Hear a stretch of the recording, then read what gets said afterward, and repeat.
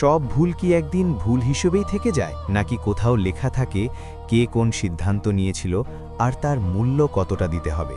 এই সিনেমা কোনো সাধারণ হরর গল্প না, এখানে ভয়ের চেয়েও বড় বিষয় হলো হিসাব।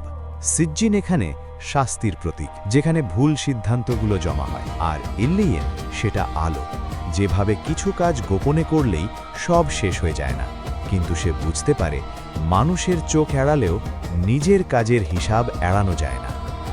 মানুষ যদি জানে তার প্রতিটি কাজ লেখা হচ্ছে, তাহলে কি সে একই ভুল আবার করবে? দ্য বুক অফ সিজ্জিন অ্যান্ড ইল্লিয়েন আসলে ধর্মীয় বা অতিপ্রাকৃত ভয়ের গল্প নয়, এটা আত্মসমালোচনার গল্প। এখানে ভয় আসে এই উপলব্ধি থেকে যে বিচার হয়তো শেষে নয়, হয় প্রতিটা সিদ্ধান্তের সাথেই। প্রশ্নটা থেকে যায়, আমরা যেটাকে ছোট ভুল ভাবি, সেটার হিসাব কি সত্যিই ছোট?